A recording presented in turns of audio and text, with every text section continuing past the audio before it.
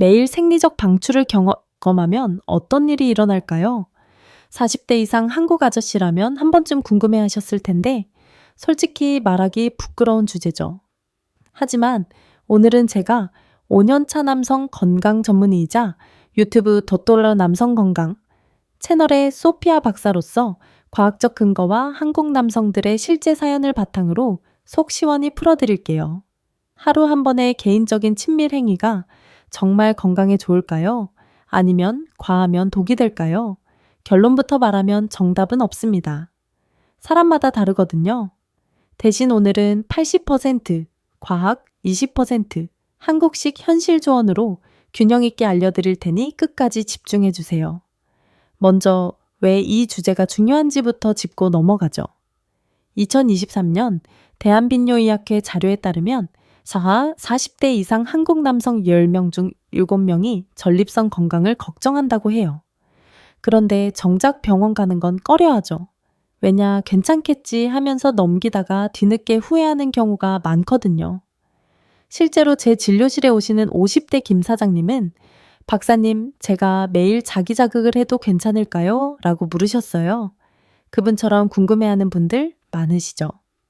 자, 그럼 과학이 말하는 첫 번째 이점부터 시작해 볼게요. 하루 한 번의 자연스러운 분비 과정은 뇌에서 행복 호르몬 칵테일을 터뜨립니다. 어떤 호르몬이냐고요? 엔도르핀, 도파민, 옥시토신, 세로토닌까지 한꺼번에 쏟아져요.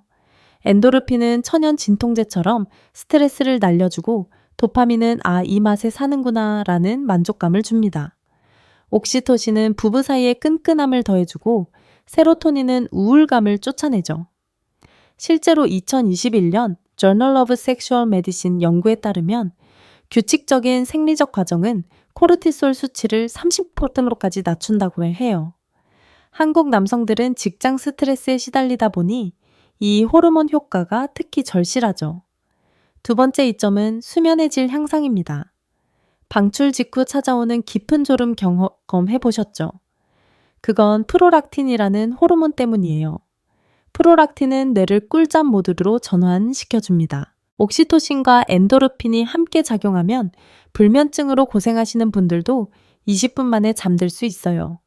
실제로 제 환자 중 45세, 이 팀장님은 매일 자기 자극 후에 6시간 푹 자는데 전에는 3시간도 못 잤어요 라고 하셨어요.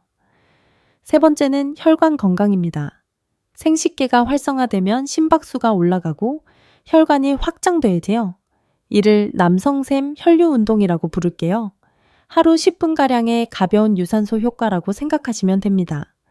2022년 하버드 연구에 따르면 매달 21회 이상 방출하는 남성의 심혈관 질환 위험이 10% 낮았어요. 한국 남성들은 고혈압 유병률이 높으니 이건 꽤 큰 메리트죠. 마지막으로 전립선암 예방 가능성입니다. 같은 하버드 연구에서 매달 21회 이상 방출하는 그룹의 전립선암 발병률이 30% 낮았어요. 메커니즘은 간단해요. 오래된 전립선액이 정체되면 염증이 생기고 염증이 쌓이면 암 위험도가 올라가죠. 규칙적인 배출은 마치 전립선 청소 같은 역할을 합니다. 물론 100% 예방은 아니에요. 정기검진은 필수입니다. 자, 이제 이점은 알았으니 단점도 솔직히 짚고 넘어가야죠. 모든 게 좋을 수만은 없으니까요. 첫 번째 위험은 심리적 강박입니다. 오늘 안 하면 불안하다는 느낌 아시죠? 처음엔 스트레스 해소였는데 어느 순간 의무가 되어버리는 거예요. 실제로 제 진료실에 오는 48세 박 과장님은 하루라도 걸으면 불안해서 업무에 집중이 안 돼요 라고 하셨어요. 이건 이미 건강한 습관을 넘어선 거예요. 대처법은 간단합니다. 일주일에 하루 이틀은 일부러 쉬어보세요. 불안감이 줄어들면 정상 계속되면 상담이 필요합니다. 두 번째는 가입력 저하입니다. 정자가 완전히 성숙하려면 74시간이 필요해요. 매일 방출하면 정자 농도가 떨어질 수밖에 없죠. 2020년 Fertility and Sterility 연구에 따르면 이 3일 간격이 정자 농도 최고치를 유지한다고 해요. 아기를 계획 중인 부부라면 이 점 꼭 기억하세요. 하루 쉬면 괜찮다는 오해는 금물입니다. 세 번째는 조기 방출이나 발기부전 위험입니다. 특히 빠른 자기 자극에 익숙해지면 뇌가 스프린트 모드로 학습해요. 나중에 부부관계에서 너무 빨리 끝난다는 불만이 생길 수 있죠. 또 성능 불안이 쌓이면 심리적 발기부전으로 이어질 수 있어요. 실제로 42세 초의 대리님은 혼자 할 때는 2분 안에와는 30초라며 한숨 쉬셨어요. 해결책은 느리게 즐기기예요. 10분 이상 시간을 두고 호흡에 집중해보세요. 그런데 여기서 잠깐 한국 남성들이 자주 하는 실수가 있어요. 바로 술 마시고 하면 더 강하다는 착각이에요. 알코올은 일시적 흥분을 주지만 장기적으로는 발기력을 떨어뜨립니다. 대신 집에서 쉽게 해볼 수 있는 가정요법을 소개할게요. 따뜻한 물에 허브티 한 잔 5분 명상, 그리고 부부가 함께하는 가벼운 마사지. 이게 바로 한국식 남성샘 케어예요. 이제 실천편으로 넘어가죠. 한국 남성들이 병원을 꺼리는 이유는 창피하다는 거예요. 하지만 국민건강보험 덕분에 비뇨기과 초지는 만 1만 원 내외예요.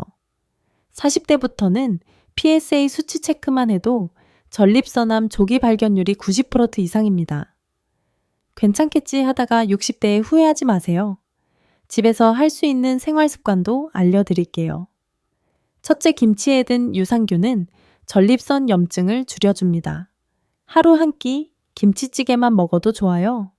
둘째, 걷기 30분. 골반 혈류를 촉진해줘야죠. 셋째, 견과류 한 줌.